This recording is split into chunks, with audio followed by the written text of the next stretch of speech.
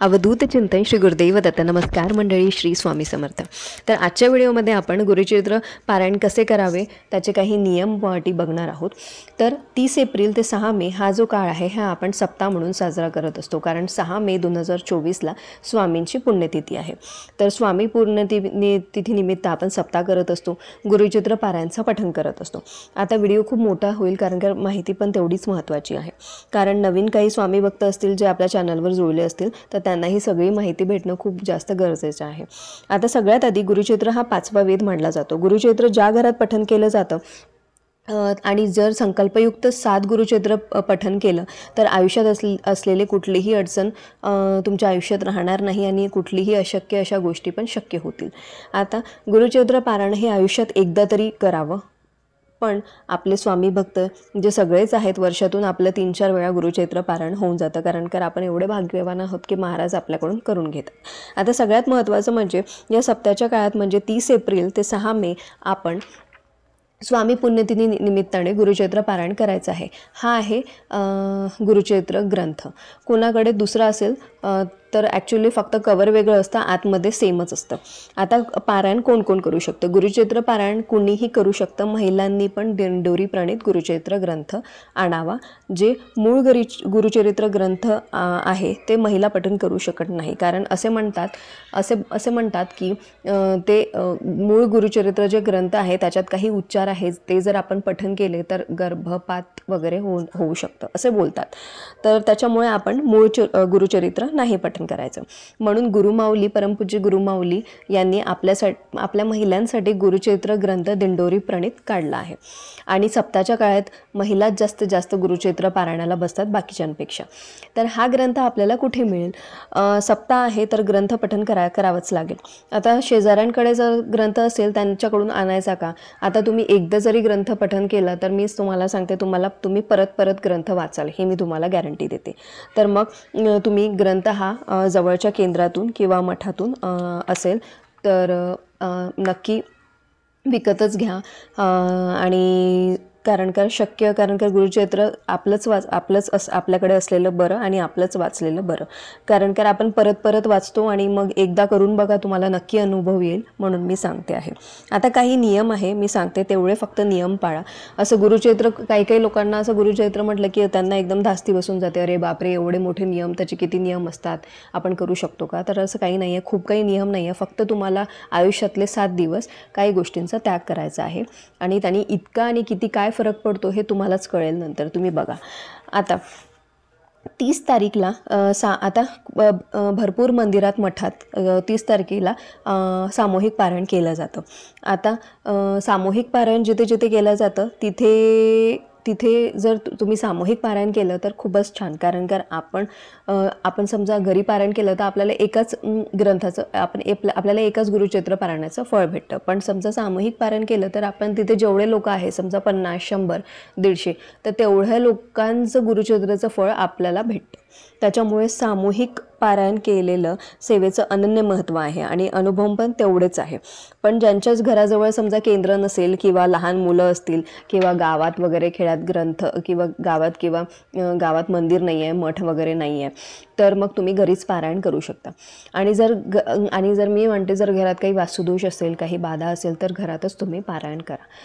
दुसरं, आता 30 तारखेला सकाळी जे केंद्रात पारायण करत असेल ते आदल्या दिवशी जातात आणि पाठ वगैरे घेऊन जातात, पाठ किंवा चौरंग घेऊन जातात, सोबतच गुरुचरित्र पण घेऊन जातात आणि ब्लाऊज वगैरे गुरुचरित्र ग्रंथावर झाकायला. ग्रंथ हे उघडं नसतं ठेवायचं, फक्त वाचताना आणि जेव्हा आपण आरती करतो दत्ताची आणि स्वामींची तेव्हाच ते उघडं ठेवायचं असतं. ग्रंथ कधीच उघडं नसतं ठेवायचं. तर जे केंद्रात किंवा मठात जातील त्यांना ते नियम तिथे गेल्यावर माहीत पडून जातील. आता जे घरात पारायण करणार आहे त्यांच्यासाठी काय नियम आहे हे मी तुम्हाला सांगणार आहे. तर जे ग्रंथ आहे ते प्राकृत भाषेत आहे, म्हणजे पूर्ण मराठी पण नाही आणि पूर्ण संस्कृत पण नाही. त्यात भावार्थ पण आहे, ते तुम्ही वाचू शकता. ते मराठीत आहे, म्हणजे तुम्हाला कळेल की कोणत्या पारायणमध्ये काय सांगितलेलं आहे, काय म्हणजे अर्थ आहे त्या पारायणाचा, आणि आपल्याला समजते मग की काय आहे. आता सगळ्यात आधी 29 तारखेला आता काय करायचं आहे, तर 30 तारखेला आपलं सप्ताह सुरू होतं. तर 29 तारखेला तुम्हाला 5 छोटे नैवेद्य करायचं आहे. ते नैवेद्य तुम्हाला 1 गाय आणि 4 कुत्रे यांना दाखवायचे आहे, यांना द्यायचे आहे. आणि जर समजा आता कुत्रे किंवा गायी नसतील, कोणी कुठे पुण्यात किंवा मुंबईत कुठे राहतं, फ्लॅटमध्ये असल्यावर भेटत नाही, तर तुम्ही त्यांच्या नावाचे काढून ठेवा बाजूला. किंवा मग आता मी अमरावतीत राहते, तर मी काय करते, कधी कधी आमच्या इकडे पण नाही भेटत गायी असतात, पण कधी कधी 4 कुत्रे नाही राहत. तर मग मी काय करते, आदल्या दिवशी जाते, फिरून येते, कुठे मंदिरात वगैरे जाते, किंवा मग रस्त्याने वगैरे दिसतातच कुत्रे किंवा गायी, आणि तिथे डब्यात घेऊन जायचं, तिथे त्यांना लावून द्यायचं. मी असं करते. आणि तर असं तुम्हाला 5 नैवेद्य द्यायचे आहे. आता घरात पारायण करायचं म्हटलं तर मग आता पारायण कुठे करायचं, कुठे बसायचं?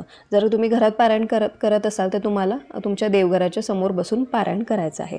पण आता काही घर खूप छोटे असतात, किंवा मग मंदिर खूप छोटं असल्यामुळे मंदिरासमोर, त्यांच्या देवघरासमोर बसता येत नाही. तर मग कसं करायचं? तर तुम्हाला जिथे जागा भेटेल म्हणजे तुम्ही तिथे करू शकता. फक्त बेडरूममध्ये नाही करायचं, कारण बेडरूममध्ये तुम्हाला 7ही दिवस ब्रह्मचर्य पाळायचं आहे.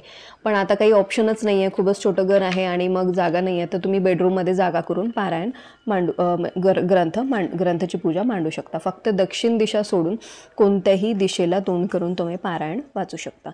आता वेळ, पारायणाची वेळ ही पहाटे 4 ते दुपारी 4 पर्यंत आहे. तर तुम्ही, आणि फक्त 12 ते 12:30 कुठलीही तुम्हाला सेवा करायची नाही आहे. म्हणजे दत्त महाराजांची किंवा स्वामी महाराजांची किंवा नृसिंह सरस्वती महाराजांची तुम्हाला एकही सेवा करायची नाही आहे, कारण हा वेळ त्यांच्या भिक्षेचा असतो. ठीक आहे. आता पारायण करताना कपडे कोणते घालायचे?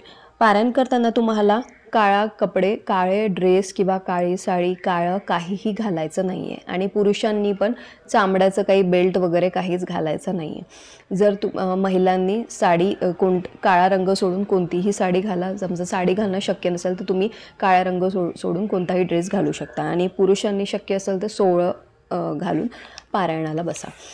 आता हे केंद्रातले नियम आहे जे तुम्हाला पाळायचेच आहे. आता पहाटेची वेळ, आता मी तुम्हाला सांगते, जर शक्य असेल तर तुम्ही पहाटेचा वेळ पकडा, कारण का पहाटेची वेळ खूप चांगली असते. दुपारच्या वेळेस आपल्याला बऱ्याचदा झोप येते, आळस येते, नंतर आजूबाजूचा आवाज येतो, नंतर कोणी दूधवाला येतं, कोणी पेपरवाला येतं, काही ना कोणी मध्ये येतं. त्याच्यामुळे म्हणजे आवाज वगैरे राहतो आणि आपले सांसारिक कामं पण असतात. त्याच्यामुळे शक्य असेल तर तुम्ही हे पहाटेच करा, जेव्हा सगळे झोपलेले असतील. तुम्हाला खूप फ्रेश वाटणार आणि मस्तपणे तुमचं पारायण पण होणार. आणि पारायण हे एकाच बैठकीत करायचं का? तर हो, एकाच बैठकीत तुम्हाला पारायण वाचायचं आहे. पण जर आता लहान मुलं असतील, लहान बाळ असतील, त्यांना जर त्यांना दूध वगैरे पाजायचं असतं तर तुम्ही उठू शकता. तेवढे महाराज समजतात, तेवढं आपल्या महाराजांना कळतं, दत्त महाराजांना आणि स्वामी महाराजांना.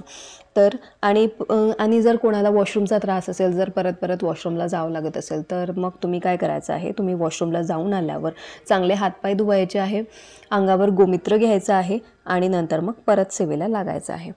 नंतर तुम्ही तहान लागली तर मध्ये पारायण वाचताना पाणी पण पिऊ शकता. जेवण केल्यावर पारायण फक्त जेवण केल्यावर पारायण वाचायचं नाही आहे, कारण का जेवण केल्यावर झोप येते आणि तसं पण आपल्याला पण बरं नाही वाटत जेवण करून ग्रंथ वगैरे वाचायला. तर त्याच्यामुळे जेवण करून पारायण वाचायचं नाही आहे. आणि तसं पण आता म्हणून मी म्हणते की तुम्ही सकाळीच पारायण वाचा, सगळ्यात चांगली वेळ आहे. भूक पण वगैरे नाही लागत आणि पोरांना पण आजकाल लहान मुलांना किंवा शाळेतल्या मुलांना पण सुट्ट्या लागल्या आहे, तर तुम्ही डब्बा वगैरे द्यायचा पण काही प्रश्न नाही आहे. ते तुम्ही सकाळी उठून जेव्हा सगळे झोपले असतील निवांत तुम्ही पारायण वाचू शकता. आता पहिल्या दिवशी सकाळी आता तुम्हाला शक्य असेल तर एकच वेळ ठेवा. आता समजा कोणी म्हणते की कोणाचं असं असतं की पहिल्या दिवशी सकाळी उठल्यावर दुसऱ्या दिवशी जाग येत नाही, पण तर ठीक आहे, चालते, असं काही हरकत नाही आहे. पण शक्यतो जेव्हा सगळं शांत असेल तेव्हाच पारायण करा, म्हणजे तुम्हाला पण बरं वाटेल.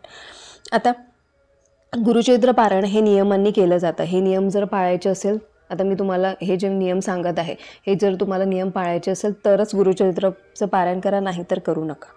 आणि जर अजून एक गोष्ट, जर मासिक पाळी येणार असेल किंवा मग आणि तुम्हाला तारीख माहीत असेल तर तुम्ही गुरुचरित्र पारायण करू नका, कारण की गुरुचरित्राला बिलकुल चालत नाही.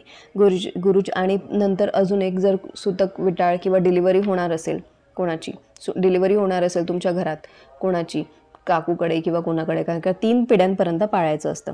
तर आणि तुम्हाला माहीत असेल की होणार आहे, तर मग गुरुचरित्र पारायणाला बसू नका, कारण हे बिलकुल चालत नाही गुरुचरित्र पारायणाला. आणि मी हे म्हणते की मासिक पाळी नाही यायला पाहिजे म्हणून गोळ्या वगैरे नाही, नको घेऊ, कारण का त्याच्यामुळे खूप साईड इफेक्ट्स होतात आणि आपल्या शरीरासाठी ते चांगलं नाही आहे. असं नाही आहे की तुम्हाला आता पुण्यतिथी आहे तरच गुरुचरित्र वाचायचं आहे, असं बिलकुल नाही आहे. तुम्ही नंतर पण वाचू शकता. तुम्हाला वर्षभर तुम्ही गुरुचरित्र पारायण करू शकता. वर्षभर तुम्हाला अनुभव येतील जेव्हा जेव्हा तुम्ही वाचाल. फक्त तुम्ही श्रद्धेने करायला हवं. फक्त हेच आहे, तुम्हाला श्रद्धा ठेवून महाराजांवर गुरुचरित्र करायचं आहे आणि नक्की तुम्हाला अनुभव येईलच. आता पारायण करताना सोफ्यावर बसून पारायण नाही करायचं. खुर्चीवर जर तुम्हाला खाली बसणं होत नसेल, पाठीचा वगैरे त्रास असेल, तर तुम्ही प्लास्टिकच्या खुर्चीवर पारायण बसून करू शकता. नंतर दिवाणवर झोपायचं नाही आहे. दिवाणवर म्हणजे तुम्हाला दिवाणच्या गादीवर झोपायचं नाही आहे. तर मग तुम्हाला खाली अंथरूण टाकून किंवा मग सतरंजी वगैरे टाकून झोपू शकता. पण एखाद्याला शक्यच नसेल, खाली झोपता नसेल येत पाठीमुळे वगैरे, तर तुम्ही गादी न टाकता दिवाणवर 5, 6, 7 जेवढ्या तुम्हाला सतरंज्या टाकायचे ते टाकून तुम्ही त्याच्यावर झोपू शकता. आता प्रेग्नन्सीमध्ये पारायण करायचं का, तर हो तुम्ही करू शकता. आता सेकंड ट्रायमेस्टरपर्यंत तुम्ही पारायण करू शकता. पण आता 7व्या 8वा महिना सुरू असेल तर मी हेच म्हणते पारायण करायला काही हरकत नाही आहे. पण कसं असतं, थर्ड ट्रायमेस्टरमध्ये आपल्याला जास्त त्रास होतो, आपल्याला बसता वगैरे नाही आहेत. तर मी हेच म्हणेल की नका करू, कारण जर बसायला वगैरे त्रास होतो आणि वॉशरूमचा वगैरे पण आपल्याला वॉशरूमला वगैरे पण जावं लागतं, त्याच्यामुळे नका करू. आणि अजून एक की जर झोपायचं जमेल तर डाव्या कुशीवरच झोपा. कारण की जे आपण 7 दिवसाचं पारायण करत असतो तेव्हा आपल्याला दत्त महाराज दर्शन देतात, अनुभव किंवा संकेत देत असतात आपल्या स्वप्नात येऊन. तर शक्य असेल तसं तर झोपेत आपल्याला माहीत नसते की आपण इकडून तिकडून होऊनच जातो, पण जर शक्य असेल तर डाव्या कुशीवर झोपण्याचा प्रयत्न करा.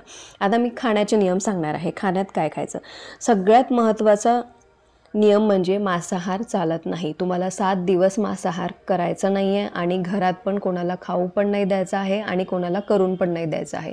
घरात आधीच सगळ्यांना सांगा की मांसाहार 7 दिवस गुरुचरित्र पारायण करणार आहे तर मांसाहार करायचा नाही आहे. आणि जर कोणी मानतच नसेल, कोणाला चालतच नसेल, तर तुम्ही पण गुरुचरित्र पारायण करू नका, मी हेच म्हणेल. जर तुम्ही केंद्रात पण जात असाल तरी पण तुम्ही घरी पण मांसाहार करायचा नाही आहे आणि शिजवायचं पण नाही आहे. आणि अजून एक आता, आणि काय खायचं, आता एक धान्य खायचं आहे. जर तुम्ही चपाती खात असाल तर 7ही दिवस 2 टाईम तुम्ही चपातीच खा. जर तुम्ही ज्वारीची भाकर खात असाल तर तुम्हाला 7ही दिवस 2 वेळा ज्वारीची भाकर खायची आहे. जर तुम्ही मिसळची भाकर खात असाल तर तुम्हाला 7ही दिवस मिसळची भाकर खायची आहे. भात पूर्ण बंद, एकच धान्य खायचं आहे 2ही टाईम. नंतर कडधान्य पण नाही चालत, डाळी वगैरे खायच्या नाही आहे. आणि जर तुम्हाला उपवास येत असेल, समजा गुरुवार किंवा सोमवार किंवा कोणाला काही दुसरा वार असेल ज्याच्यात उपवास असेल, तर तुम्ही उपवासाचं म्हणजे साबुदाणा खिचडी खाऊ शकता. नंतर बिस्किट, ब्रेड, मॅगी, चिप्स बाहेरचं काहीच खायचं नाही आहे. चॉकलेट, आईस्क्रीम पण नाही. दही खाऊ शकता, ताक, दूध, चहा. दही जर जमेल तर घरचं खा, ताक पण खाऊ शकता. नंतर दूध, चहा, कॉफी घेऊ शकता. आता भाज्यांमध्ये काय खायचं आहे, मेथी खाल्ल्याने जळजळ होतं, तर मेथी नका खाऊ. आणि शेपुनी पण ढेकर येते, तर त्याच्यामुळे पारायण करताना आपल्याला ढेकर नको यायला आणि गॅसेस पण नको व्हायला. तर त्याच्यामुळे असे पदार्थ खाऊच नका ज्याच्यामुळे ॲसिडिटी, ढेकर किंवा नाही का पचायला जड होतील. कारण का डाळी पण पचायला जड असतात, म्हणून डाळी नाही खायच्या. आता तुम्ही भेंडी खाऊ शकता, तुम्ही कारलं खाऊ शकता, तुम्ही बटाटे खाऊ शकता, दोडकं खाऊ शकता, बीन्स खाऊ शकता, भोपळा खाऊ शकता. पालकनी पण ॲसिडिटी होते, पण ठीक आहे, आता तुम्ही खाऊ शकता. तर तुम्ही 7 भाज्या या निवडा, तुम्हाला जे 7 दिवस करायचे आहे. तुम्ही डबल पण खाऊ शकता या भाज्या. एक भाजी तुम्ही 2 वेळा खाऊ शकता. तर या 7 भाज्या म्हणजे तुम्हाला या आहे भाज्या, तर तुम्ही या खाऊ शकता. कांदा लसूण खायचा नाही आहे, कांदा लसूण वर्ज्य, बिलकुल खायचा नाही आहे. बीन्स पण खाऊ शकता. नंतर खायचं थोडक्यात तुम्हाला सात्विक खायचं आहे. फक्त वरण भात नाही खायचं आहे सात्विकमध्ये, एकच धान्य खायचं आहे. आता गुरुचरित्र पारायण करताना कोणाच्या पण हातचं म्हणजे परान्न पण नाही खायचं आहे. जर तुमचे मिस्टर पारायणाला बसले असतील तर तुमच्या हातचं खाऊ शकतात आणि तुमच्या आईचं खाऊ शकतात. फक्त तुमच्या बहिणीच्या हातचं खाऊ नाही शकत, कारण की ती परकी आहे. आणि मुलीच्या हातचं पण खाऊ शकतात, फक्त तिचं जर लग्न झालं नसेल तर. आणि जर तुमचा भाऊ बसला असेल पारायणाला तर तुम्ही परके झाला तर तुमच्या हातचं तो नाही खाऊ शकत. मेडच्या हातचं पण नाही खायचं आहे. 7 दिवस आपणच आपला करून खायचा आहे. आणि मांसाहार तर कडकडीत बंद. त्याचबरोबर सगळ्यात महत्त्वाचं म्हणजे रोज पारायण झाल्यावर दत्त महाराजांची तुम्हाला सकाळ संध्याकाळ आरती करायची आहे. आणि सगळ्यात महत्त्वाचं, रोज रात्री तुम्हाला विष्णू सहस्त्रनाम स्तोत्राचं पठण करायचं आहे. नसेल तर तुम्हाला, जर तुमच्याकडे तो ग्रंथ नसेल तर तुम्ही गुगलवर पण तुम्हाला तो ग्रंथ भेटून जाईल, तो तुम्ही वाचू शकता तिथे पण.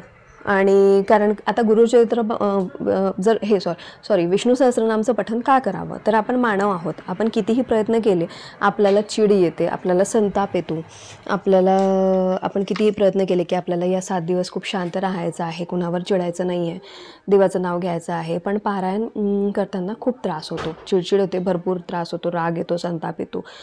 फक्त आपल्याला कंट्रोल करायचं आहे 7 दिवस. जे आपले वाईट गुण, वाईट दोष असतात हे पारायण करताना बाहेर पडत असतात. तर त्याच्यामुळे हे दोष आपल्याला पारायण करू देत नाही. म्हणून कितीही काही बोललं तर श्री स्वामी समर्थ म्हणायचं आणि चूप राहायचं. कोणाच्या नादी लागू नका, शांततेत पारायण पार पडा, तुमचं सगळं चांगलं होणार. असंच मनात ठेवा. सगळ्यांना सांगते, एकदा तरी गुरुचरित्र पारायण करा, अनुभव आल्याशिवाय राहणार नाही. आणि संध्याकाळी पारायण झाल्यावर विष्णू सहस्त्रनाम स्तोत्र वाचायला विसरू नका. अतिशय छान पद्धतीने सगळ्यांना सांगा पारायण करायला. जर व्हिडिओ मोठा झाला असेल तर माफ करा आणि व्हिडिओ शेअर करा. जर आवडला असेल तर लाईक करा, शेअर करा, सबस्क्राईब करा. पुन्हा भेटूया एका नवीन व्हिडिओसोबत. श्री स्वामी समर्थ.